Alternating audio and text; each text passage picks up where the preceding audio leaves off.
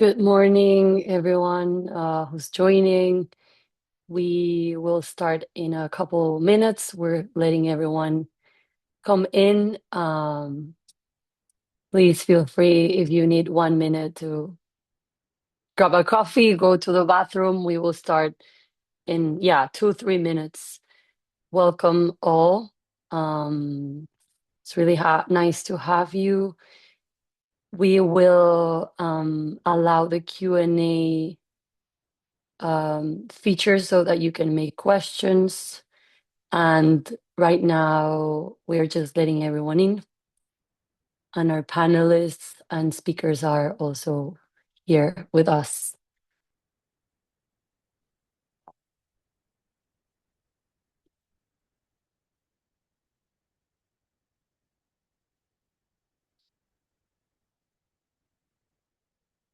Welcome again for those who are joining.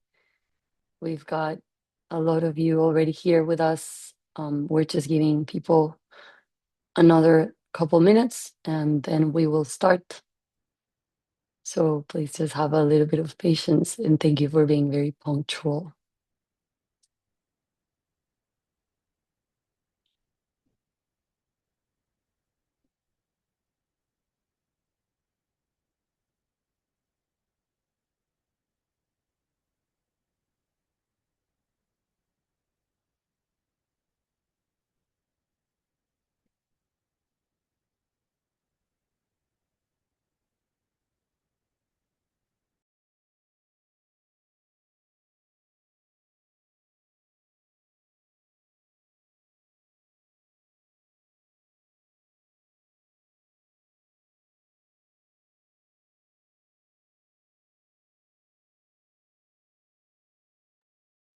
Hello again. For those who just joined, we are about to start in a minute. Just waiting for a couple more people to join. So please bear with me, and we'll start soon.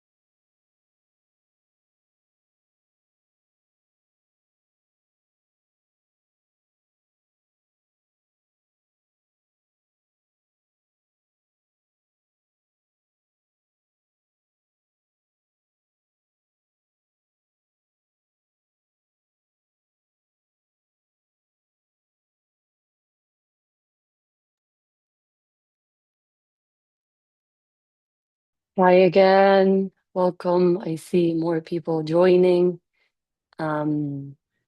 We will start in 30 seconds. I'll just give a few more seconds for people to join. And yes, so we're here with our speakers, all of us very excited. And I think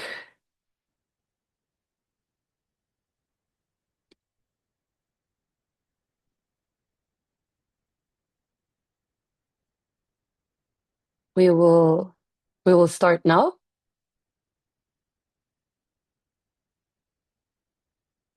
Okay, well, welcome everyone to this webinar. Today we're going to talk about who decides remaining community authority in large-scale renewable energy. Before we do that, and I introduce you to our main host today, I would like to tell you just a little bit about the JustRE Alliance. So there's a huge challenge that we're facing right now, and that challenge is that the energy transition is accelerating, but there's no strong ecosystems connecting the people, the knowledge, and practical solutions that are needed to make large-scale renewable energy socially grounded across the world and mostly in the global south. So our goal with why we started these alliances, that we want to build the global infrastructure for social implementation by connecting evidence practitioners and real world solutions across the global south, and also connect those with the global north. To solve that, or to reach that goal, we have created a platform and an ecosystem accelerator that connects organizations and practitioners across civil society, industry, policy, and finance to advance socially grounded renewable energy transitions. And we believe that as renewable energy deployment accelerates, projects are increasingly delayed or contested due to gaps in participation, safeguards, and benefit sharing. And so what we really want to do is close that gap. As I was mentioning, we do that through different work streams. Those are knowledge and evidence generation, which is what brings us today together. We're talking about the research that we have been doing in the last year. We also do application and capacity, so how to translate that knowledge into practice and strengthen the ability of actors to apply it. We do that through different programs. And then we also have a community of practice. We believe in the importance of exchanging experiences, knowledge, questions, and shared hopes across people from different regions. This is where we are located. I forgot to mention, we do that through different engagement tiers. We have a steering group that leads decisions and also implements. Right now, we have partners who support those projects and our mission, and we have contributors who are all the people joining our community of practices, and you all for being here. Where are we? So our steering group members, our founding members are ICM, Iniciativa Climática de México, in Mexico, the Stockholm Environmental Institute in Colombia, our main office, but they also have offices in other countries. We have Inspire in South Africa, and we have the Responsible Energy Initiative represented by Forum for the Future in India and in the Philippines. So we all work together. We have done work in the past. We published a book that we encourage all to take a look at if you haven't yet. It's about insights from practitioners on the just renewable energy transition throughout the global south. And right now we're working on different matters, including those that brings us together today. We're also launching research report on why are renewable energy projects delayed in 9 countries in the global south. So we're looking at different reasons that you can get to dive into with reading the report. We're also doing a short film. Stay tuned with that. We have run the leadership program, first a pilot, and now we have a full print to develop it in different regions. We have our community and of practice sessions. Stay tuned for the next ones. That's just a little bit of what we do. And today we're here, as I was mentioning, for this incredible webinar. We're going to hear from Forum for the Future, representing Responsible Energy Initiative, and also from Business and Human Rights Center, along with other speakers that will be introduced very soon. And basically what we want to talk about today is we all know that as large-scale renewable energy projects are expanding rapidly across the global south, local populations are increasingly hosting projects that shape their land, their livelihoods, and futures. But the transition is raising critical questions, right? Whether consultation, consent, and community benefits alone are enough.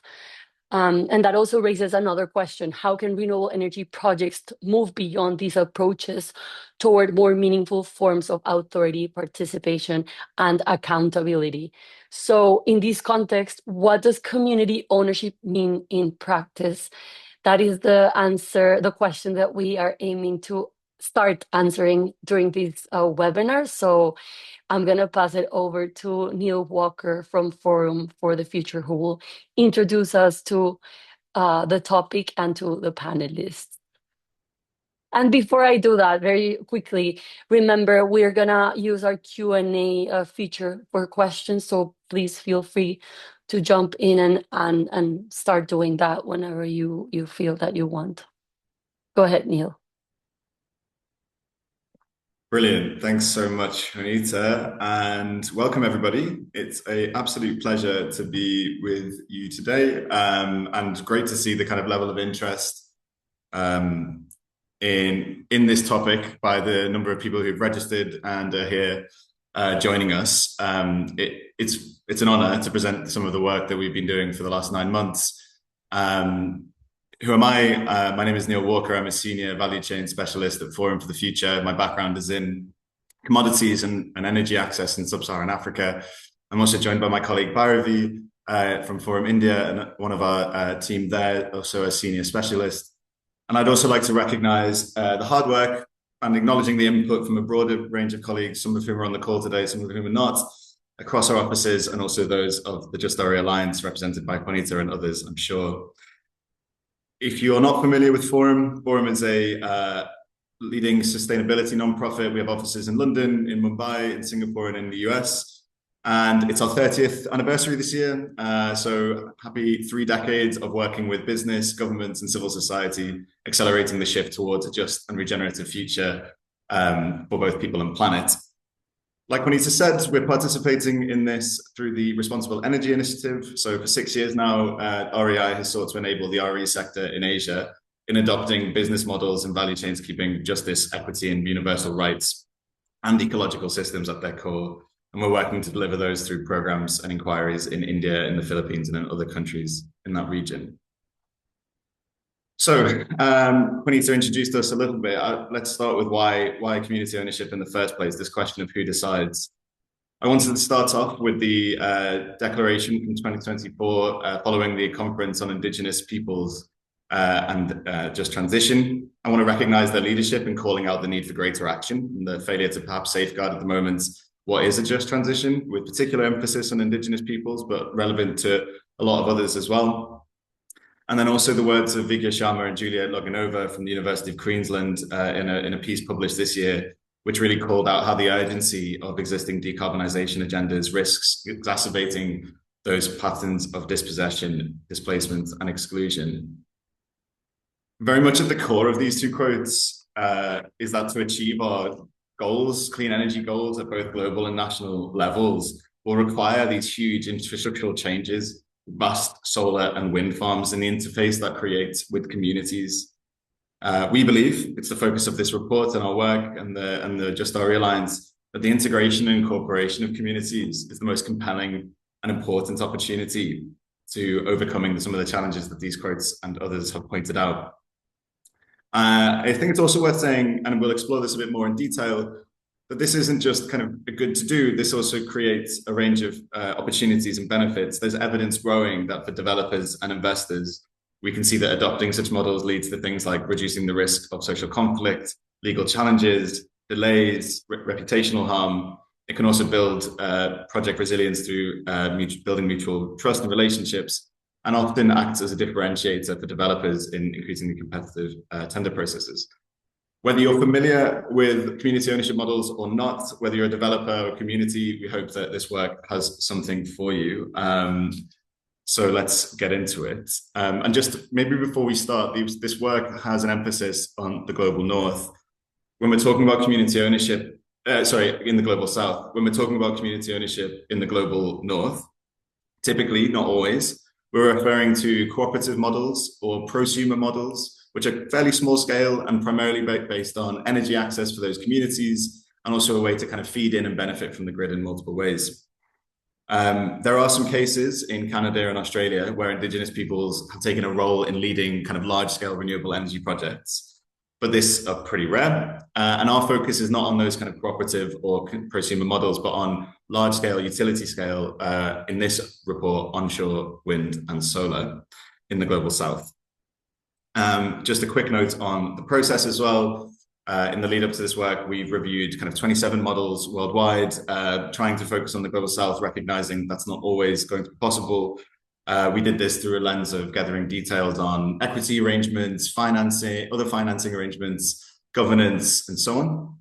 We also engaged a range of partners and researchers to talk to these different projects, conducted a widespread literature review, and have been working with a group of experts that make up the Alliance throughout. We produced this framework in order to bring about a kind of common language to community ownership. We reframed community ownership in this lens of the degree to which communities can influence or co-decide or lead decisions through a project's life cycle. So our proposed approach, our proposed framework aims to provide an analytical link by mapping decision-making authority across a given project, across a given project's life cycle stages. We identify community ownership in this sense as meaning decision-making power and authority. Decision authority is a sliding scale, although we've actually decided to call it a sliding dial. And in some cases, if you look at the kind of left, we can see that limited authority at an informed level is really only recognized through stakeholders being informed of decisions being taken. On the other side of the scale, full authority means responsibility and leadership in aspects of decision-making. Each stage provides a sense of the opportunities through which authority can be exercised by the community due to the variety of decisions made by stakeholders, either with communities or without them. And the framework that we've developed indicates this. So our framework combines these two elements, the level of authority and decision-making, we've also included in the report things like decision-making thresholds and indications or opportunities for that engagement throughout each project stage with the project stages themselves. And what this analysis does by combining these two different elements is help us create classifications. So part of what we were hoping to do is build a better sense of what the models really were and how this actually related to things like meaningful community integration into decision-making. So, for example, we have here how we can understand authority distribution across project stages. So you can have models in which communities exercise high levels of engagement across all stages, all the way down to kind of very low engagement across maybe very concentrated stages. And it's possible to map projects in that way. You can also look at kind of the temporal location of, or the stage-specific location of authority within projects. This is an indicative one, but for example, you can have projects in which authority is exercised in the early stages, in those kind of development or appraisal stages, and then it decreases over time. Equally, projects might focus on building the capacity of communities and then decision-making responsibility ending, or the project ending with that level of authority and decision-making. Other projects might aim to have high degrees, so that kind of consult or lead those higher degrees on that dial throughout the project, and that might be a more integrated model. And other projects might take a more symbolic approach. There are multiple different ways to use these elements once you start combining them. And I just wanted to demonstrate a heat map analysis of the models.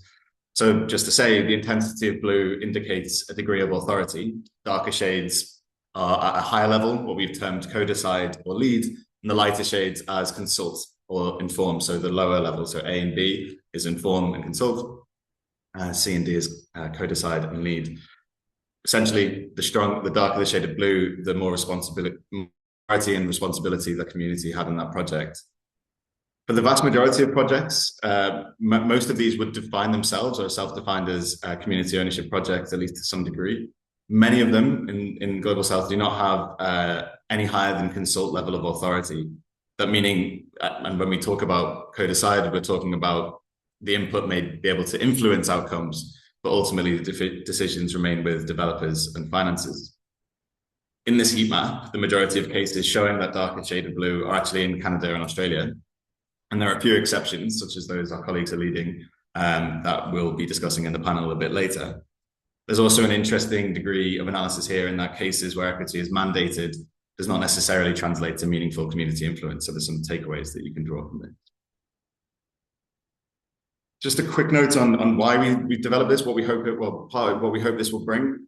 By creating clarity on decision-making and authority across different project stages, we hope that for communities, they can see really what is possible at each stage of the project, and then and also identifying perhaps gaps in what's promised and more formal authority. For developers, this might surface potential authority gaps, but also really help design engagement strategies that evolve across the life cycle.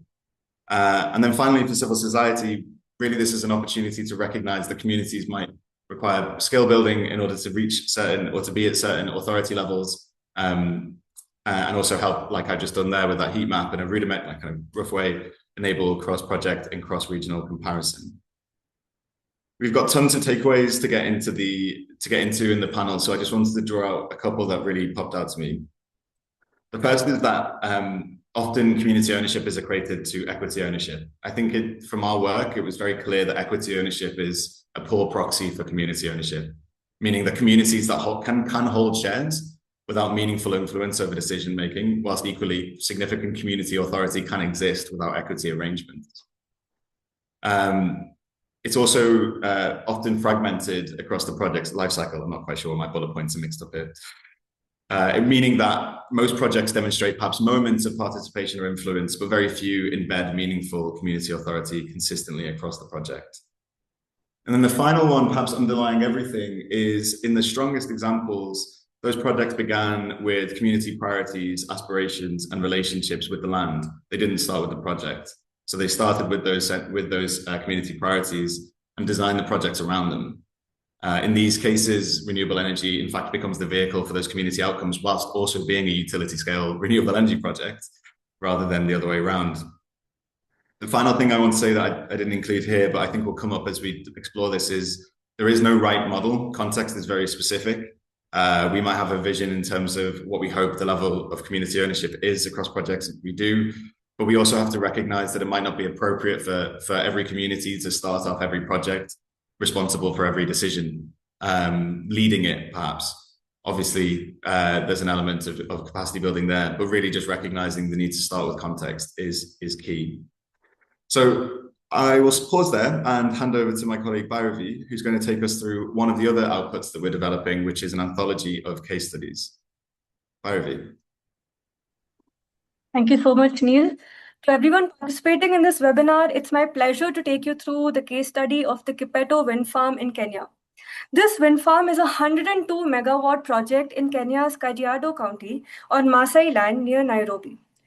Operating since 2021, it generates around 432 gigawatt hours of energy annually, and it's developed by Kipeto PLC, a public-private partnership backed by international investors and development finance institutions. Before diving further into the story, I would like to share that this case study has been developed by my colleagues in partnership with land tenure specialist Rachel Kisiangani, who will be speaking later today. Grounded in deep contextual knowledge, she conducted site visits and on-the-ground interviews, which were essential to maintaining the integrity of this research. Thank you for your partnership, Rachel. Coming back to the story, what was the origin of this project like? Before the project was approved, many community members had never seen a wind turbine. KAP organized visits to a nearby farm in Gong, allowing people to experience the technology firsthand and discuss its implications. These conversations surfaced concerns around pastoralism, land rights, livelihoods, as well as women's health, and all of these together shaped the project's approach. A couple of features stand out in this project. Firstly, community engagement, including conflict resolution, which was channeled through existing Maasai governance structures instead of adding a new mechanism created by the project. This was supported by community liaison officers who were recruited from the community and independent legal advice through a Maasai lawyer. Secondly, a community development trust was established through which 5% of the gross project profits are directed towards community development priorities. Thirdly, the private landowners who have turbines on their land receive an annual lease fee that grows at 5% per year. They also receive 1.4% of gross annual revenue that's generated from turbines on their land. Finally, there's also a strong biodiversity component to this project.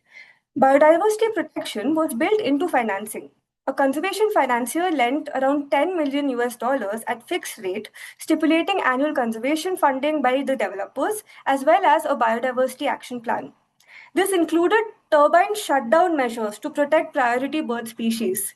Interestingly, it had very low impact on energy generation. The year 2023 saw around 1,100 shutdowns, but they only led to an energy loss of around 0.01% of the energy generated that year. With all of these features, where does the project sit on the authority dial?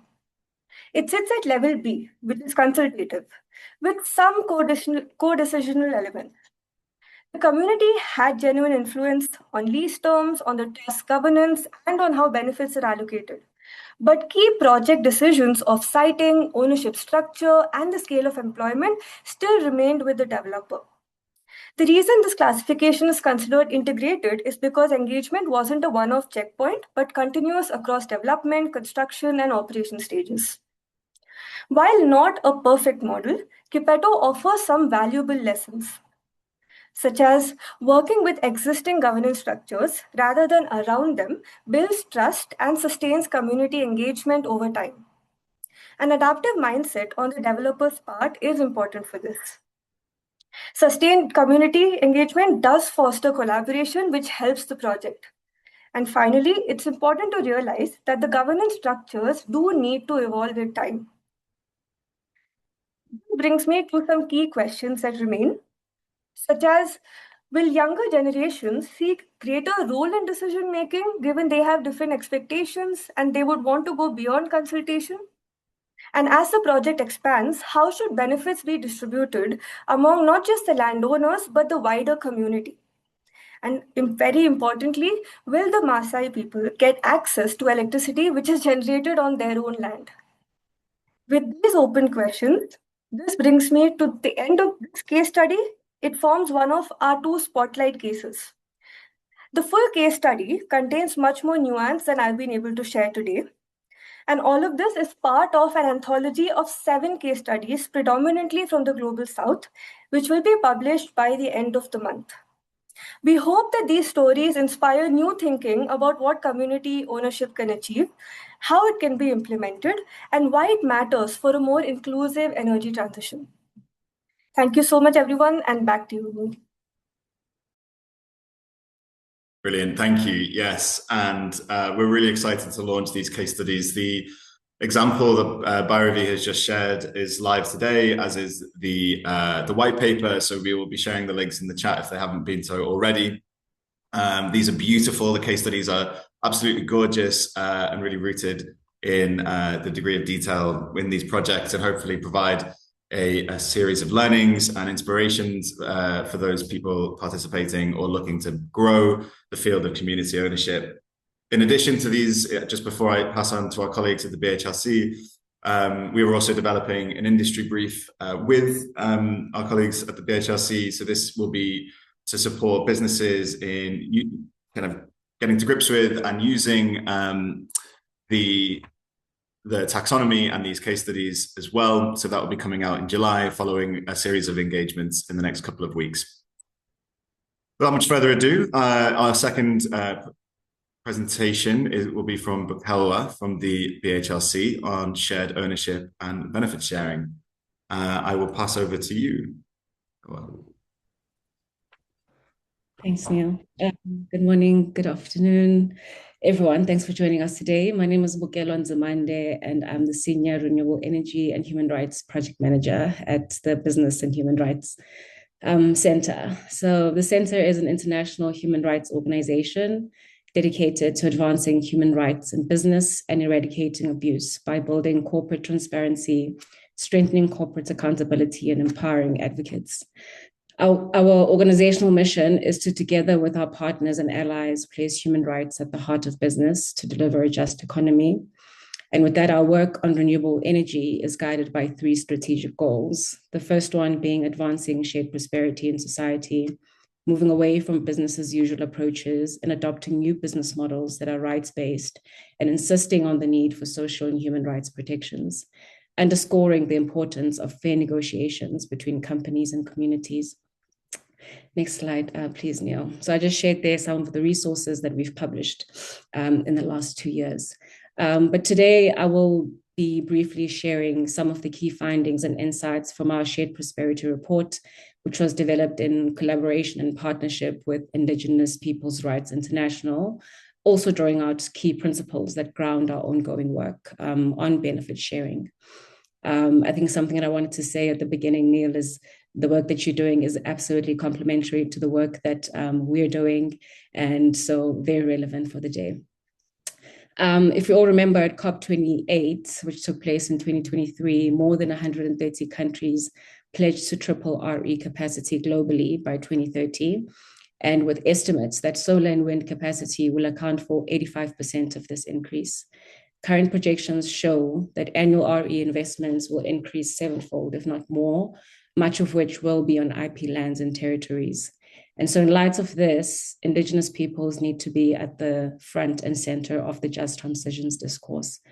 And while there is growing recognition that the energy transition must benefit rights holders, concepts like benefit sharing, if not rooted in human rights, could perpetuate business as usual. And we're already seeing numerous experiences of inequitable agreements resulting from power imbalances or imposition of these models. I'll expand on these principles as we continue. The Shared Prosperity Report therefore highlights some practical examples of benefit sharing and co-ownership models, the opportunities of these business models, their challenges alongside the risks, informed by the lived experiences of Indigenous peoples. The report is grounded, and it's important to highlight this for us as we continue with this presentation, is that it's grounded in over 40 interviews with Indigenous peoples, investors, and RE companies from around the world, including case studies and insights from our first Indigenous Peoples and Just Transition Conference, which took place in 2024. That conference was attended by plus 87 Indigenous representatives from 35 countries, and it concluded with a draft precedented declaration defining a just transition from their perspective. However, for the principles that are outlined there to materialize, Indigenous people's rights must be at the center, and I'll keep stressing this as we go along. Next slide, please, Neil. So this means that recognizing, respecting, and protecting their rights, especially the rights of self-determination and FPIC, which is free, prior, and informed consent, clearly acknowledging that benefit sharing does not replace FPIC or other IP rights, and that any benefit sharing agreement is premised on the collective consent of affected Indigenous peoples. Importantly, the element of trust. Trust is a key pillar in advancing these efforts, and it's a process that requires adequate resourcing and intentional efforts within the project phases. We acknowledge and stress that there is no one size that fits all, and benefit sharing models or approaches are not a panacea. Different ownership, sharing, or co-benefit models must be explored, and other options and modalities may include and extend, but are not limited to revenue sharing, community development initiatives, energy access agreements, adjusted electricity pricing, and subsidized rates, and alternative options as presented by communities. In some cases, none of these may be a fit, and communities know this best. I've highlighted these key principles, and I'll touch on them again as I continue in the next couple of slides. Next slide, please, Neil. While cases of shared prosperity and benefit sharing initiatives are increasing, we see that their impact and scale remains a bit limited, especially in the global south. This presents an opportunity for companies and developers, supported by strong national policies and regulatory frameworks, to drive real transformation, learning, and building from existing successes and learnings. Our renewable energy benchmark and renewable energy and human rights benchmark shows that a few companies are already leading the way and increasing their focus on these alternative business models that promote benefit sharing. However, more needs to be done and needs to center fair negotiation and partnerships. The report also highlights a number of enabling conditions that are important for advancing this kind of work, such as access to financial resources, meaningful and equitable participation in FPIC processes, decision-making, negotiation requires financial resources. Communities may also require access to capacity building and expert advice, including the possibility to develop their own FPIC protocols. IP's access to competent and experienced negotiators and technical experts is also important to address negotiating power and or information asymmetries. Establish mechanisms for receiving, managing, investing, or distributing financial resources, as well as internal accountability mechanisms. Lastly, regulation on human rights due diligence and safeguards is also important. This includes at the national and the subnational level, such as energy policies, which need to be developed in consultation with and participation of Indigenous peoples. Next slide. So why should companies be involved, and why does this matter? Renewable energy companies are central in shaping a just and inclusive energy transition that does not further perpetuate inequality, ensuring the delivery of rights, respect, and outcomes across the sector, transforming renewable energy developments from extractive models to ones that are rooted in partnership, avoiding a top-down approach where benefits are predetermined as a way to buy consent of communities, rather having these to be genuine efforts to identify potential benefits through intercultural dialogue. Companies should adopt policies to proceed with FPIC, if it is granted, of course, to implement and facilitate fair and equitable benefit sharing. Companies should also foster strong adherence to policies by ensuring culture or respect for Indigenous people's rights and by committing sufficient internal resourcing, capacity, and time towards implementing these policies. Negotiations should also ensure contractual means to ensure full and effective participation in decision-making and requirements related to local procurement. Next slide. Of course, these resources, or the list that I just went through, requires dedicated capacity, which is dedicated capacity building measures on the company side, such as budgets for FPIC processes, training personnel and accessing external expertise through consultants or NGOs, as well as having clear implementation plans and periodic monitoring with community champions on both sides to lead implementation as well as follow up. Next slide, please. I've spoken briefly about the role of companies, but the state is also quite an important player here. These benefit sharing models can only succeed when states play a key role in creating the right set of enabling conditions for them to not only respond to the needs of communities, but also ensure that negotiations are conducted in a fair manner, addressing power asymmetries, as I'd mentioned earlier, between communities and companies, and that communities are able to access the support that they require. And with regards to Indigenous peoples, a precondition for just and equitable benefit sharing is that they are formally recognized as Indigenous peoples and that their rights are recognized, respected, and protected. Neil spoke about how, some countries are developing this and examples are coming up in the global north, and we cannot stress enough how important it is to explore these models in the global south as well, with different contexts and nuance. So I have mentioned why companies should be involved and why this matters. So I'll briefly just note why the role of financial actors specifically. Private equity and project finance investors should require some evidence of FPIC and fair and equitable benefit sharing when projects are specifically going to be on Indigenous people's territories. Also directly supporting Indigenous-led RE utilities and projects, including those led and managed by Indigenous youth and women. Last slide, please, Neil, just to close this part of the presentation off.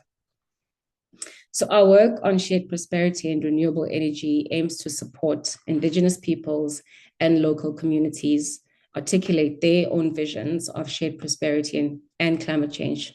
And climate justice, my apologies, highlights their concerns about harms and feed these perspectives into wider national and global debates on rights respecting benefit sharing in the renewable energy sector as a potential alternative to extractive models that perpetuate existing inequalities. This must mean that core values of justice and the human rights of all rights holders, members of frontline communities, individually and collectively, are non-negotiable in project design and implementation.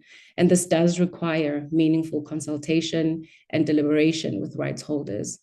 Mentioned the importance of FPIC and respecting FPIC for Indigenous peoples as a fundamental precondition, whilst also respecting the values, the aspirations of all communities is quite essential. So as we continue this work on benefit sharing, even extending beyond Indigenous people or Indigenous communities, this work grounds a lot of our thinking and serves as quite a firm and steady foundation, which really strengthens the work that we do at the center. We are currently exploring benefit sharing models in priority countries, guided by some of these findings, rooted in the principles that we've just shared, and very interested in seeing how this work advances and develops collectively. Thank you so much.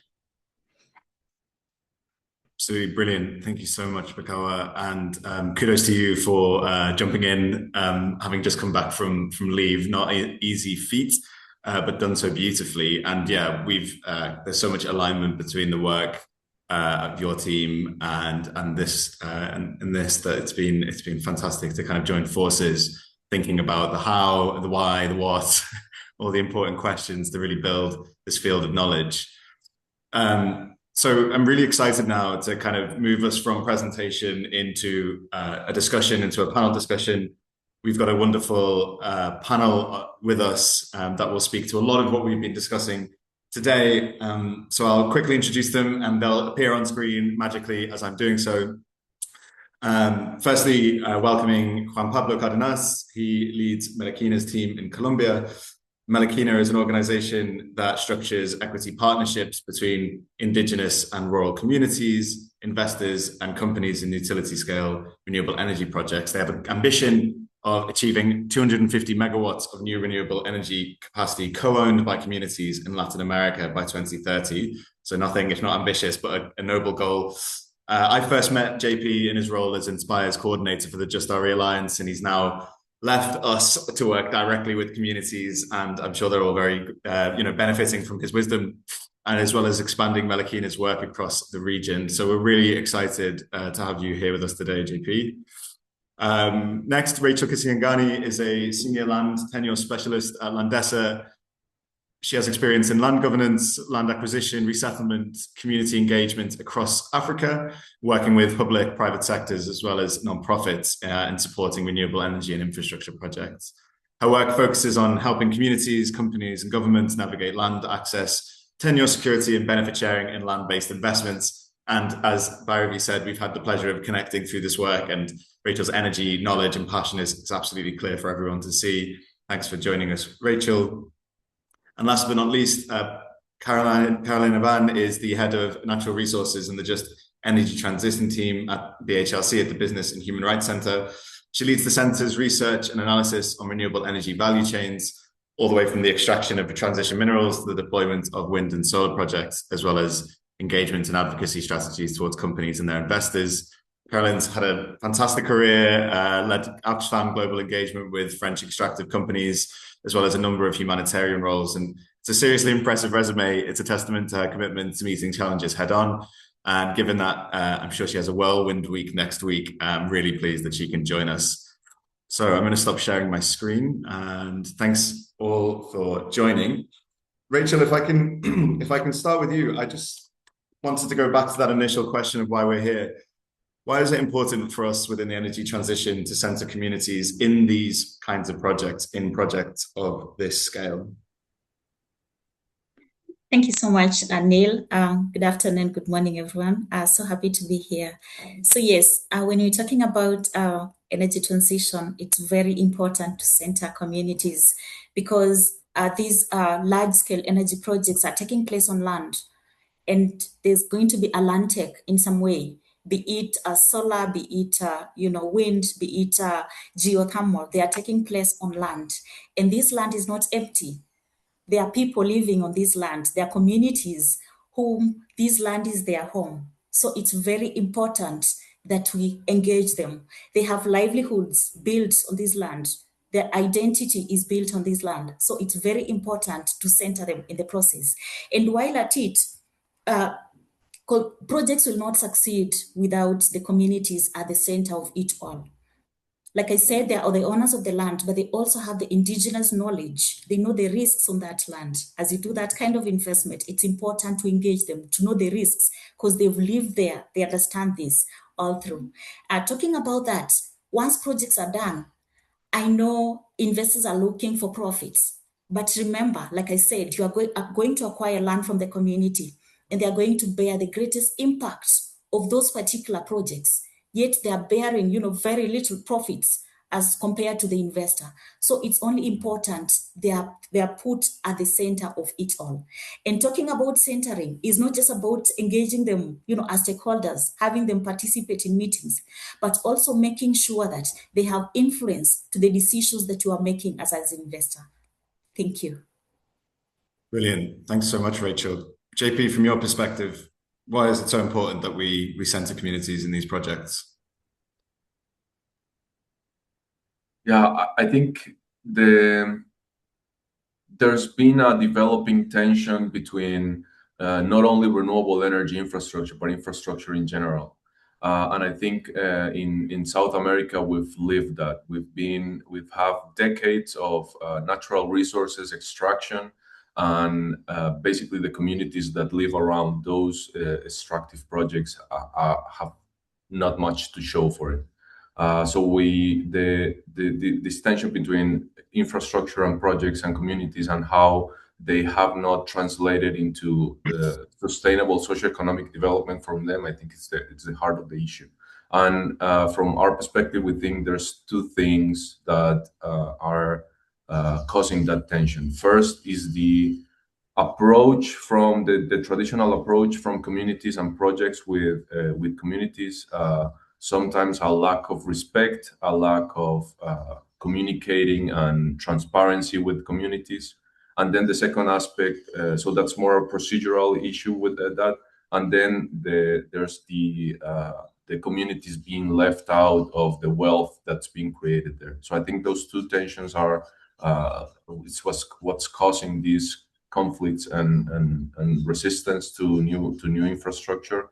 And it's happening with renewable energy in particular. And then having the communities at the center is basically what's going to enable to deploy infrastructure that we need for decarbonization and energy security and whatnot.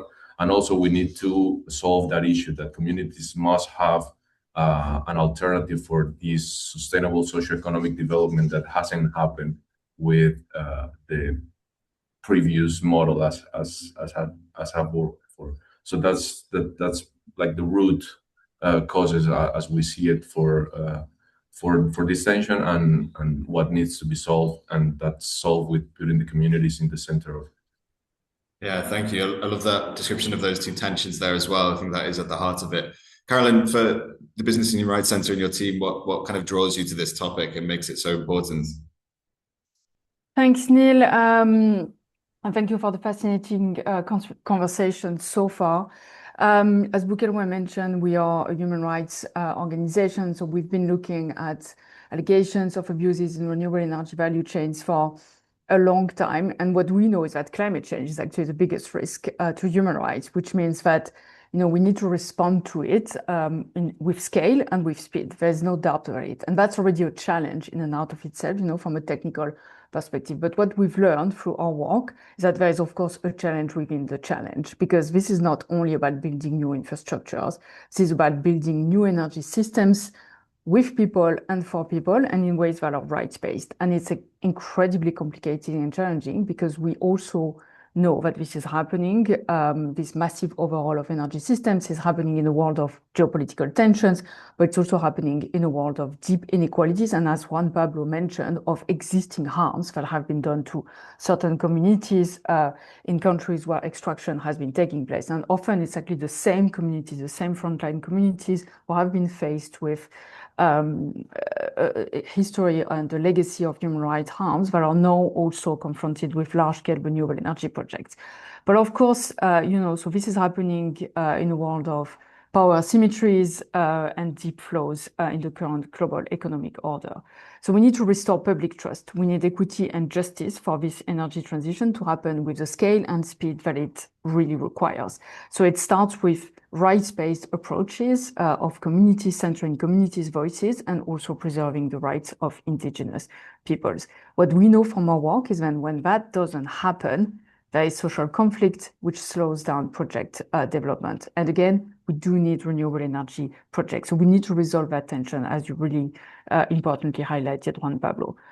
Just a few examples from our work. We've tracked so far 28 litigation cases in the context of wind, solar, and hydropower in the last few years that really were initiated by communities who are faced by unjust projects, which is why we need to center communities. One of them, the Lake Turkana project in Kenya. There was a ruling in October 2021 that the land titles were irregularly obtained. The company requested a review in February 2022, and the court rejected the review, leading to the cancellation of the land titles. There's an appeal that's ongoing, but effectively this project has now been stopped. There have been other examples in Mexico of indigenous peoples also suing companies and also obtaining favorable rulings. In one particular ruling, in the context of the Guna-Sikaro project, the court banned wind farm constructions on indigenous lands in a particular area. But it's important to remember that the opposition of these communities, and that's what we have seen in our research, is not spurred by climate denial. It is spurred by companies' failures to consult, to seek consent, to take seriously community concerns, to center their perspectives, and also of governments that are maybe unable or unwilling to review really precisely where they have gaps in their protections, in their human rights protection frameworks. What we see is that we think that this is, a moment of also a key opportunity to do things differently. It's important, of course, to hold the bar high on human rights, but this is also an opportunity to build a new system that is built differently. And that's why we believe that approaches that are rooted in shared prosperity, benefit sharing models are incredibly important, so that we move away from this notion of responding to harms only. Obviously, that's the flaw, but also building together with and for communities in ways that are right-respecting and through meaningful engagement, as well as supported by human rights protections and the principles of fair negotiations. Amazing. Thanks for laying all that out. I think that erosion of trust in these kind of projects is really key. We said at the beginning, the kind of urgency for this transition is there, right? We know that we need to decarbonize. Unfortunately, if that comes at the cost of rights, and if that comes at the cost of communities, like you've all laid out, I think that will not only have those huge impacts on the communities, but we won't be able to kind of decarbonize in the way, and we're just replicating that energy system. JP, there's probably people on the call who might not know kind of even how to start with this question and how they might be interested in engaging with community ownership. But what does that look like on the ground? Obviously, the work that you've been doing with Meliquina, including the Antu 1 project in Argentina, has really been a fantastic model, quite a pioneering model in taking this kind of really meaningful community influence and authority, and starting with that community as your model yourself. Can you tell us a little bit about what this looks like in practice to deliver these models, and perhaps some of that amazing work that you've been doing in Argentina? Absolutely. Thanks, Neil. So in Meliquina, we're focusing on somehow of a very specific form of community ownership, which is equity partnerships with communities. And Meliquina's role is to structure partnerships between communities and developers and investors and all the ecosystem working in the renewable energy industry to carry out these equity partnerships in which communities are both co-developers in the projects and also equity owners. They have an equity stake in the projects. These guarantees that the communities are going to be part of the project from the designing and the developing of the project, but also stay in the long term, receiving the benefits from that the project will generate. It's something very important that I need to say, that we do not work and we do not suggest that the equity stake is given away for free to the communities. We think that doesn't work.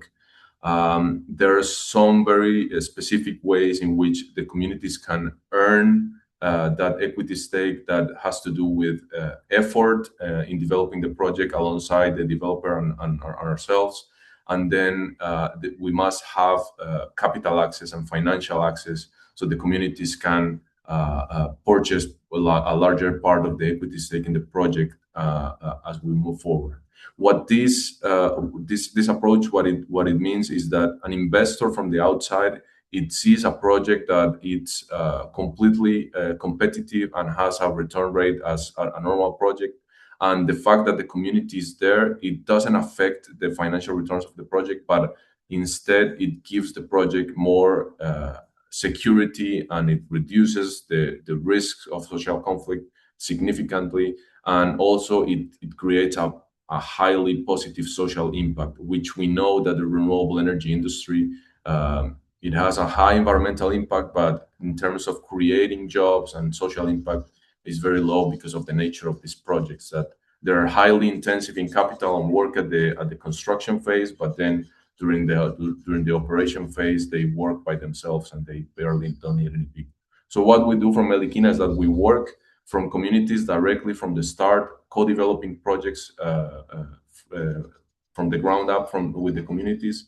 And then we also work with companies, renewable energy companies that may have in their pipeline or in their developing projects communities that they may seem to have the characteristics to be able to do a partnership like this. So we advise companies and we structure with these equity partnerships with them and the communities in their influence area.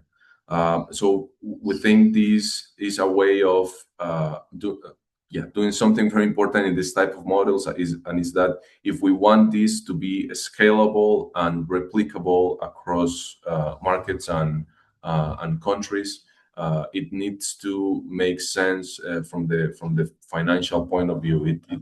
We think this cannot work with particular gifts from CSR or particular help from government. It needs to be embedded in the business as usual of the sector.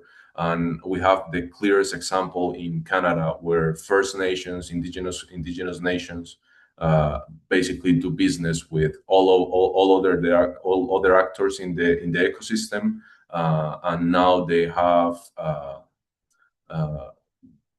significant and impressive assets in the renewable energy space. So that's our inspiration, and that's what we're trying to replicate in Latin America. Amazing, thank you. I want to come back to you on a question that Cecilio asked in the chat, but before I do, Rachel, you also supported and kind of worked with one of these case studies in the anthology. What's your perspective in terms of the practical application of these models? What have you seen that's worked and what perhaps has not worked so well in your experience? Yeah, that's a good question, Neil. So from these parts of the world, of course, when you talk about community ownership of energy projects, people will be asking, oh, the community needs to own some assets in the project. That's what will come to their mind. But practically, having worked in the energy sector, that is very different. Now, I just want to give an example of the project that I've been privileged to work on, the Kipeto project. Kipeto is one of those cases which has approached this in a different way. Like you said earlier during your presentation on the taxonomy, that community ownership is just much more than owning assets. It can be the influence the community has over the project. It could be in terms of a benefit sharing, like one is talking about, etc. So in the case of Kipeto, I had a number of aspects which are Vaiveri also raised earlier. The first one is the authority over the decision-making regarding the land. You realize that in Kipeto, the communities really had a huge influence on the land use. Usually in these parts of the world, when an energy company is acquiring land for the energy project, usually they're given like a long-term lease, but this particular community negotiated with the investor to ensure that they continued to use the land. They gave a lease, but yes, they continued to use the land for their grazing purposes. Their day-to-day activities did not stop because of the energy project. So they are coexisting with the infrastructure in place. So that is quite important. They were also to negotiate for a lease, which is very rare at this site. And that tells you they're able to receive even annual revenue from that project, which sustains their livelihoods. And that's very, very important. And talking about that, there's also the aspect of the government, the Maasai governance structure. Kipeto did not come up with a totally different structure. It built on the existing traditional governance model. When it comes to grievance redress mechanisms, they built on the existing Maasai traditional culture leadership in place. They have the village leaders, they have, etc. who are resolving issues in the community. So they didn't come up with a different governance model. They built on the existing one. And that has seen a lot of trust from the community. They trust this model. They have issues, they come to this particular council to ask for redress, etc. So there is that which is really working for the community, but also for the investor. Now, the other aspect is the community trust. Like you had when Vaiveri was presenting, Kipeto has allocated a 5% gross revenue to the community development trust. It goes to that. So before they even do anything, whatever comes in during that year, they take a 5% and they direct that to this community development trust. And that trust is governed by the local leaders, by the local people themselves. So they get to decide, how do we make use of the 5% that has been allocated to us based on the priorities that they have as a community? They are able to plan themselves. So for me, that is co-decision. It is a form of co-decision. Yet they are not controlling everything, but the 5% that comes to them, they are taking charge, deciding how to use it. They're even going as far as deciding, if the company wants to hire around 500 people, this trust has that mandate to decide, who is going to get which jobs, to just avoid issues of conflicts arising amongst community members, because of course there are those who are the landowners who gave land to the project, and then there are the community, the community members themselves. So they feel, oh, we as the people who gave land, we need to have that first hand. We need to be given priority when it comes to this and this. But this trust in place is able to take care of that. So that is very important. It's really working very well for Kipeto. And another aspect is during the decision making, now the negotiation aspect, Kipeto was able to support the community by empowering them, to hire a leader, a legal representative. And they didn't choose for the community who the legal expert is gonna be. They let the communities themselves decide, we want so and so to be our legal representative, and they paid for it. So they didn't decide for them, but they facilitated and made payments. That was very important to ensure that even as communities were coming to the table to negotiate with the investor, they had an idea, they understood their rights, they are somehow empowered, and they had this legal representative whom they trust, so much. Now, that said, this does not mean that there were no issues. Of course, there are a lot of expectations from the community with regards to jobs, to opportunities, etc. There are quite some challenges that come with that. It wasn't quite smooth. There were, of course, expectations from the community members and the landowners themselves. So that was quite an issue, but somehow it was addressed. So it's not like a clean, model, but it's working for Kipeto. Thank you. Amazing, thank you. Yeah, and that's such a rich case study. None of these things are perfect. It's such a nascent and emerging area of work in these regions.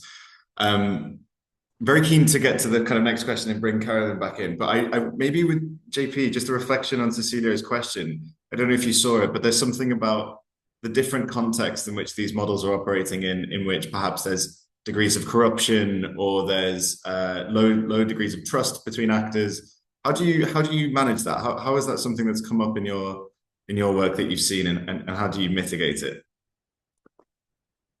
Neil, you mentioned a lack of trust, but what was the first thing you mentioned?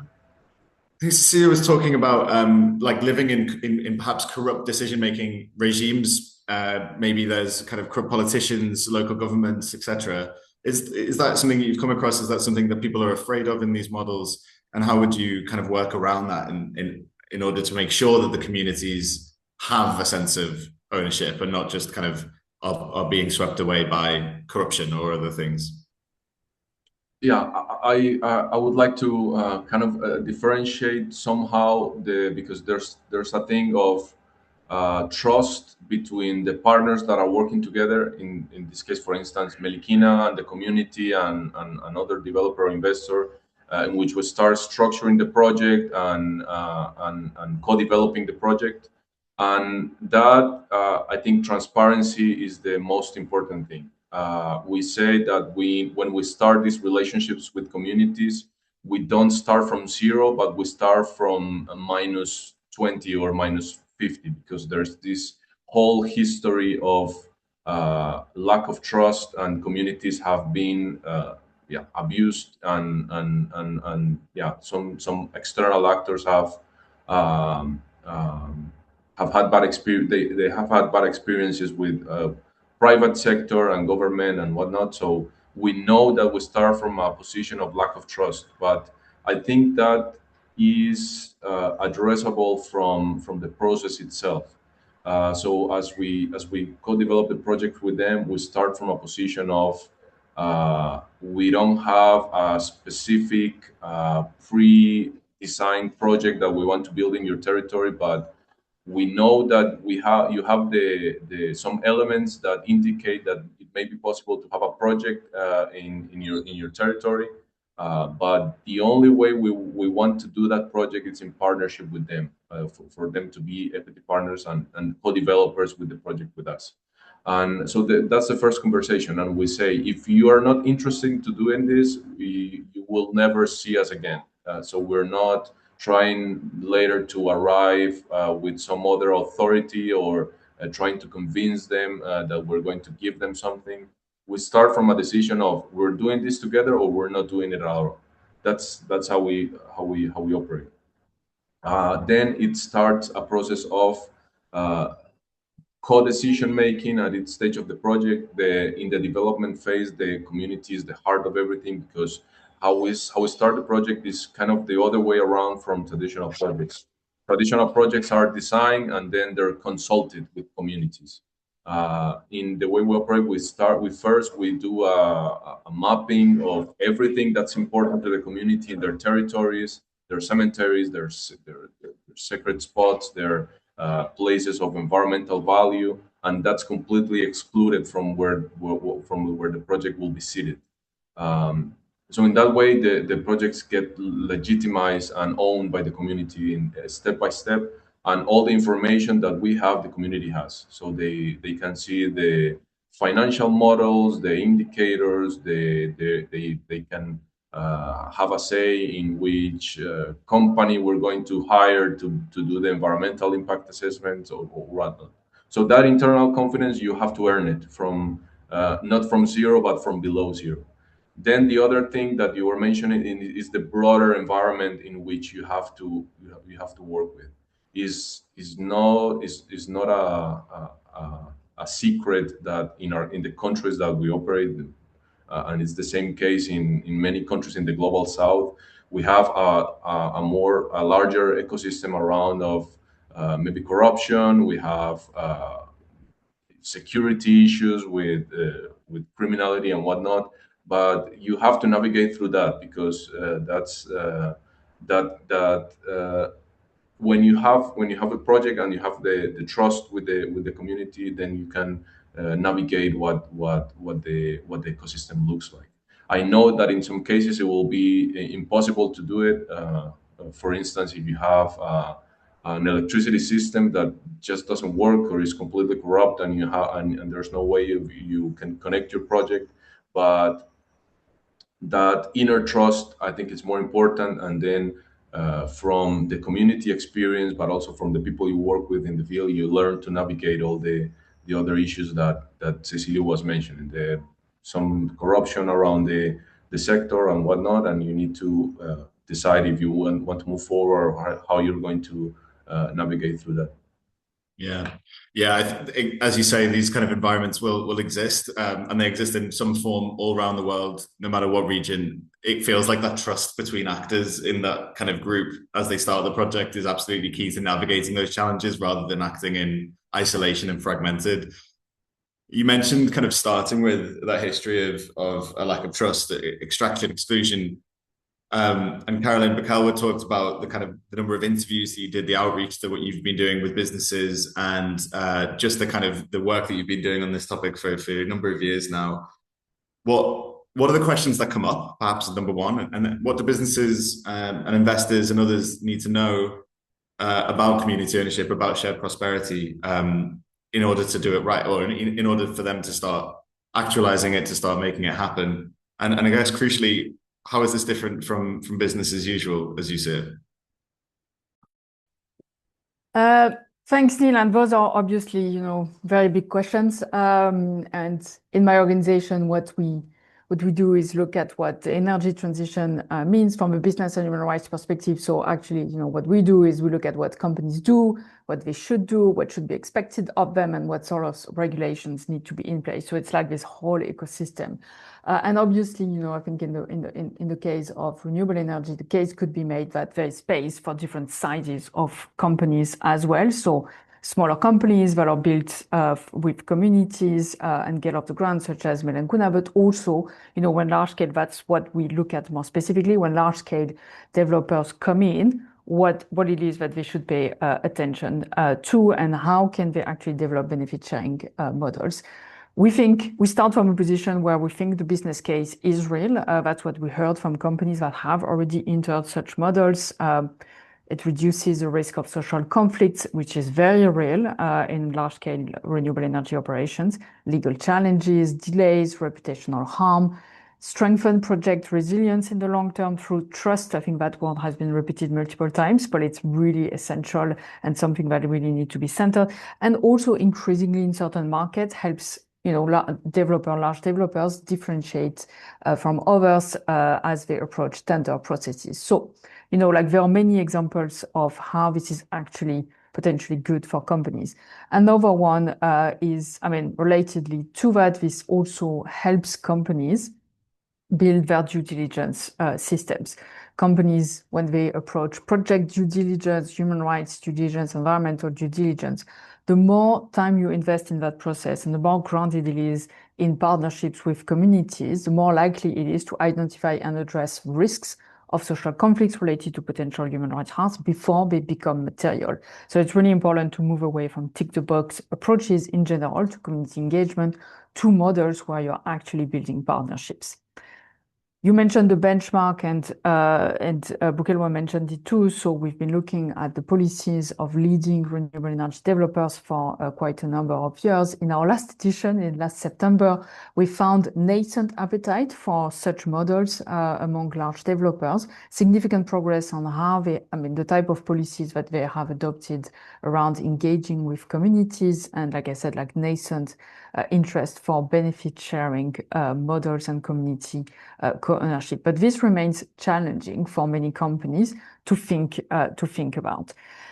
This is a conversation that is very current, very much happening at the moment between civil society, indigenous peoples, and many companies. As we have highlighted, those models exist. Juan Pablo mentioned Canada. This is where we also found, bigger scale sort of examples. And we think that there are a few key principles that companies need to keep in mind. Obviously, the business case is important, but as they are approaching designing such models, it's really key to think about how this requires trust building, which means changing the mindset that companies sometimes may have. it is an upfront investment in time. This was, clearly discussed in the Capito case, and that's something we have seen in the cases that we have researched as well.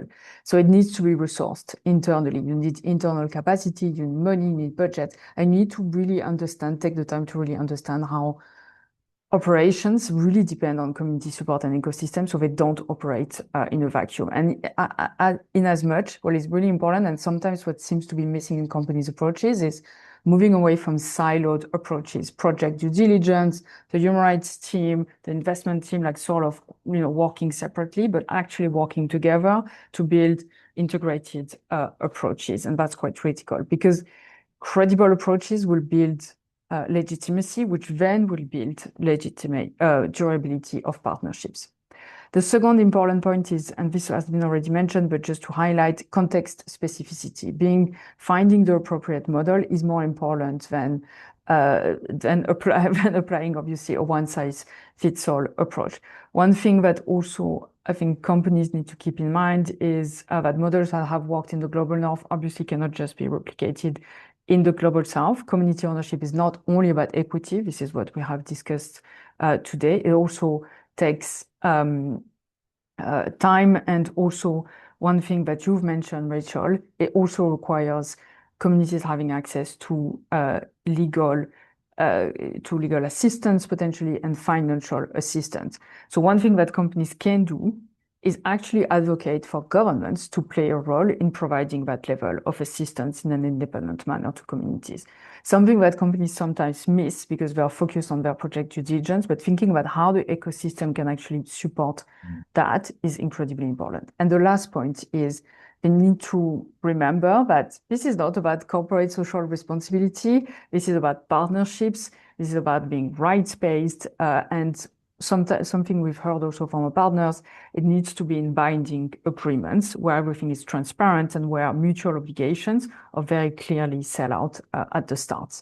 That is really critical to be able to really show good faith and processes that are durable and credible, and where they actually deliver on benefits, because process actually matters as much as outcome in many ways. Brilliant. Thank you so much. It was an absolute myriad of things there, and I hope any business here is filled with ideas. Coming to the end now, I'm noticing there's increasing conversations. We won't be able to get to all of them. I'd like the panelists to have a kind of final say as well. I will get to this one though. Rachel, Miriam in the Q&A function has asked, kind of in line with what JP was talking about in building trust between partners, how can we address the lack of trust that developers might have with communities, right? So there might be a sense that communities won't be equal partners in terms of holding up their end of the bargain, or working collaboratively with companies. What have you, not just in community ownership models, but in your experience, inline governance, acquisition, and so on, how does trust get built between a company and a community? Thank you so much, Neil. So yes, trust is a big issue with regards to the land-based investments. And what I can say from where I sit and based on the work that we do as Landesa is that we encourage companies to make a proper entry to the communities. You'll find that more often than not, when a company comes to do their land investment, it could be renewable energy, it could actually be mining as well. They enter through wrong processes, informally rather. Sometimes they make use of politicians or even the brokers to announce their entry into a community. And that often doesn't work well because, the broker comes to announce that we have this particular investor is coming to do this, and they set a lot of, expectations. The community gets to be excited about this. They set the expectations up here. When the investor finally comes, that is not done. And that really, really doesn't work for the investor. So making a structured entry by the investor themselves, introducing themselves to the community, talking about the project, getting the community to ask as many questions as possible is very, very important. And that said, working with them from the outset all the way to the end of the projects, let the communities know what the next step is. Let them not be in the dark because more often than not, you find that the investor, of course, by virtue of having the resources, they understand the processes pretty well. The community has no idea. Yes, today the investor has met us, but they are not sure whether he's coming back tomorrow, at what point he's going to come back to talk to them. So having that a clear process whereby they know today we are meeting the investor, he's announcing the project, we've asked the questions, the next step is perhaps due diligence, or the next step is FPIC. Let them know, how the process is gonna run. Let them have visibility to that. It's very, very important. Give them an opportunity to understand the project, to ask as many questions. And this also includes having that in the local language, in the language that the communities understand. If it's making use of the local technical expertise to interpret this to the communities, let it be so. Instead of having a huge document, handing it to the community, they have no understanding of what the project is all about. I want to use an example of Kipeto because that's what we are talking about today. This investor took the communities to Ngong. Ngong is like around 50 kilometers from Kipeto. So Kipeto took the communities from the Kipeto area to Ngong to go and see what turbines look like, because they had never seen a turbine. They have no idea how that looks like. And they had a lot of ideas. People were telling them, when you let this project take off, it's going to interfere with the fertility of the women. You will not be able to graze your animals. You'll have to move, you abandon your lifestyle. And they were like, we are not sure. So the investor took it upon himself to take the communities to benchmark. Let them see for themselves. Let them ask questions, from the other communities who are already having that project in place. And that really built some good trust. When they came back, they were like, the other communities, they are doing this. They're able to continue with their lifestyle. They're pastoralists, just like us.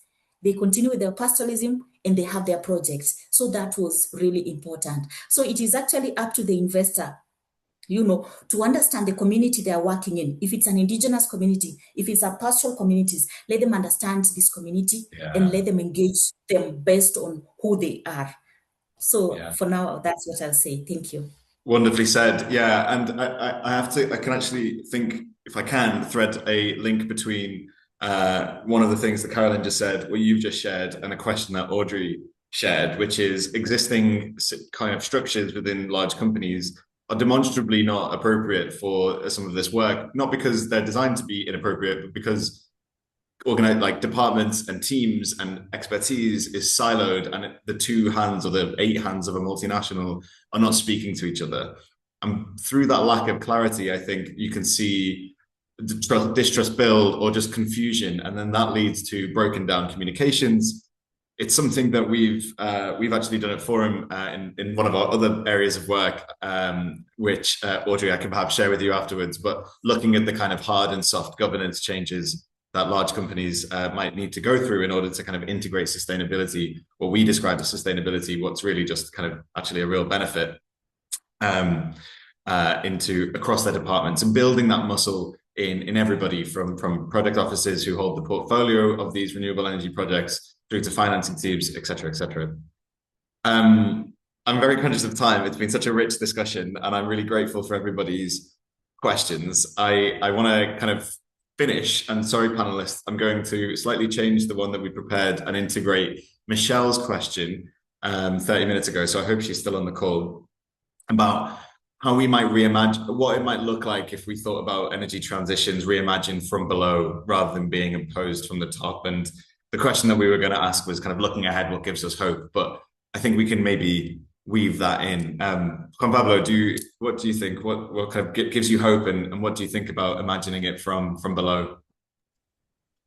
Yeah, I just want to take 30 seconds to answer to a couple of questions that were around there. So Carlos was asking about what can the communities contribute if nothing is given away from free, how they can earn that equity stake. And so in the development phase, we have an opportunity where the community earns their partnership or their equity stake for the effort they put into developing the project. So that means helping out with permits, helping out with managing and handling things that they can do to make the project move faster and reach the ready to build point. Then when the construction comes and we're looking into financial tools and instruments in which communities can acquire a larger stake in the project. Their land is also valued in, and communities can choose to receive a payment for the project being on their land, or they can invest that into having a larger equity stake in the project. So there's many mechanisms in which communities can earn that stake and move away from that logic and that dynamic where communities get things for free just to let the project be built, because I think that's the problem. And I think this relates to the question from Jacobo and Cynthia, I think, about how this dynamic between the distrust also of companies from communities, and I think it has to do with aligning interest. So how projects are built now, there's an incentive for communities to magnify the impacts the project has in order to get larger compensation. And there's also an interest from the companies to do as little as possible for them to be able to do their project without issue.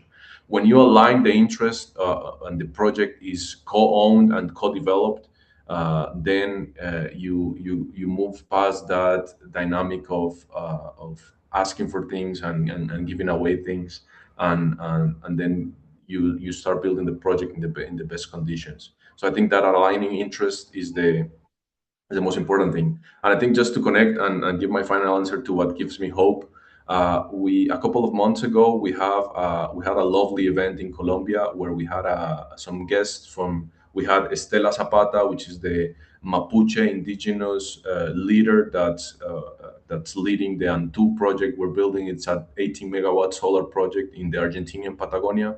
We had her coming to Colombia, and we also invited Juan Anderson. Juan Anderson,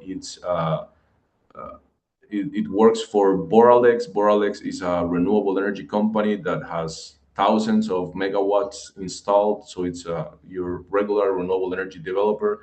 And Juan Anderson leads the developing team in that company. And it was amazing to see Juan Anderson telling a group of corporate leaders in Colombia and saying that in Canada, the companies that didn't understand and didn't know how to work with First Nations and to do projects in this way, they started losing their competitiveness, and they started losing market.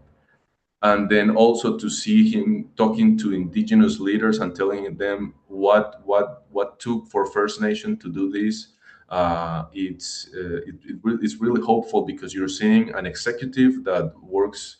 A white guy executive telling to both corporate leaders and to indigenous that this was possible, and that these partnerships, they literally shape the renewable energy sector in Canada as it is today.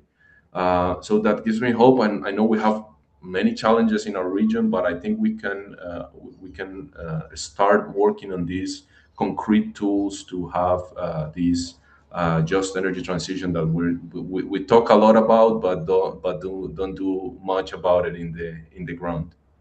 Thank you, JP, and thanks so much for your contributions and answering those questions.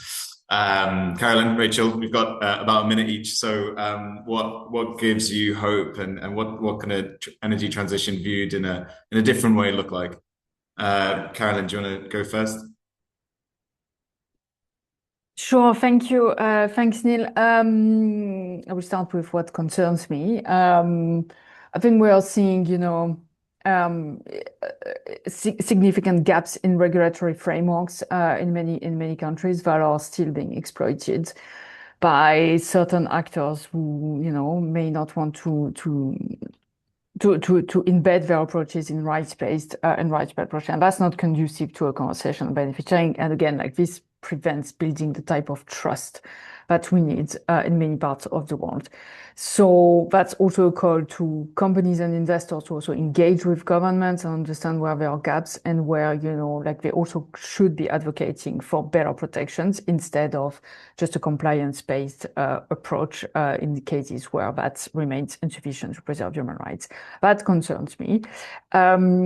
Also, I'm concerned about the confusion that still remains on why human rights agenda is important and not in abstract and not because, it's lofty aspirations, but how does that actually connect with real issues on the ground, access to energy, clean and healthy environment, civic freedoms, land rights, which are all essential to support sustainable renewable energy projects, which we need for energy access reasons and for climate change, in the fight against climate change as well. Hope. I think we're seeing like movement around this notion of like we need to move away from business as usual.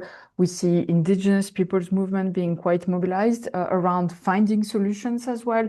We also see language changing from, in the business and human rights movement from like we need to stop harms to that's the flaw. What we need to do is actually build a new economy and new approaches, and this type of approaches being more disseminated globally. Despite a challenging context, civil society remains fully mobilized, and that gives me a lot of hope. Thank you so much. Yes, I think there's lots of concerns, some hopes. We'll see what happens. Rachel. Yeah, thank you. First of all, I want to say there's a lot of hope in place. Talking from these sides of the world, communities are so much enlightened. They know, they're understanding their rights, and they're requesting for a bigger role in the process. They're asking difficult questions. What is in it for us? What is our role in the process? Which is very, very important. Of course, I understand there's the issue of the laws in place. Sometimes we are lacking, like in Kenya, we are still working on our benefit sharing bill. So that tells you there's a gap. But the communities have an understanding of what to expect when an investor comes, which is really good. And they're asking the investors those questions. Number two, I like that the investors are now moving towards, embracing the social aspects of investments. More often than not, we've seen companies only talking about the technical aspects, the megawatts and whatnot, the financial, the bottom lines, but they are embracing the social performance aspects, the community issues. They are now believing that, without the social license to operate, your project will not go anywhere, which is very important. And precedence is being set, but by what the courts are doing in Kenya. So you get to, there's that in place, and I think it's really doing us good. So companies are embracing the social aspect of investment, which is really good. But what concerns me is that in Kenya, for instance, there's a growing, there is pressure on the renewable, or the investment of the renewable energy side. But we are finding that there's a lot of land acquisition happening, but most of these lands are not registered, which is quite concerning to me, because now investors are coming in to talk to communities, and the communities are not ready, not because they don't want the renewable energy projects, but because their lands are not registered. And therefore, according to the laws of the country, that tells you even the transaction now will not take place between the communities and the investor, but rather the laws say the counties are in charge now. They are holding that land in custody on behalf of the communities, and therefore the investor now has to talk to the county, not the communities, because they do not have the registration for the land, which is very, very important. So I think that is something that really needs to be addressed. I know that communities are organizing themselves, mobilizing for resources to have their land registered. And this is around 70% of Kenya's land, which is community land, and it's unregistered. So we have communities who are mobilizing themselves to register the land and get ready to engage with the investor, but there are those who don't have the resources. So I feel that is something that the government can really address. I know the civil society is doing quite a lot in that regard, but I know the government has the huge mandate to doing that. And also regarding the laws in place, we have a lot of fragmented laws, which are quite confusing to not just the investor, but also the community. So we need like a guideline so that the community understand this, like a foreign investor coming into the country. really struggles because they have to go through the consultants to advise them. The laws are all over, quite fragmented and just confusing to not just the communities, but also the investors. So that harmonization, I think, needs to be there. But otherwise, there's a lot of hope. And looking at platforms like what we are doing today, this is really encouraging because, we are getting the information out there of what's working and what's not working so that others can learn. Thank you. Yeah, thank you. And I'm glad you finished on that positive note. I thought we were going to end with like regulation fragmentation and so on, but all of that is very important. And I think echoing what you just shared there, Rachel, it's a pleasure and an honor to be part of this movement, and seeing it grow is what gives me hope. So with that, thanks everybody for joining. Thank you, my panelists, for speaking so clearly, so eloquently on these really thorny issues. I hope it was inspirational and useful for everybody. Thank you, Bakawa and Bhairavi, for presenting. Juanita, if I can just pass on to you and to close us out, and just thanks again from me and the Forum for the Future team. Yes, thank you so much, everyone. I'm Juanita Fonseca, coordinating the Alliance, and for us, it's a pleasure to be able to host these conversations. And please stay tuned with the work that we'll be doing with the launching of the report and then the case studies. We have a film also that is coming soon. If anyone is in London next week, some of us will be there hosting some events, having conversations. So please feel free to reach out. And yeah, thank you again, everyone. Very inspiring conversation. Have a good day, and we'll close here. Bye. Thank you.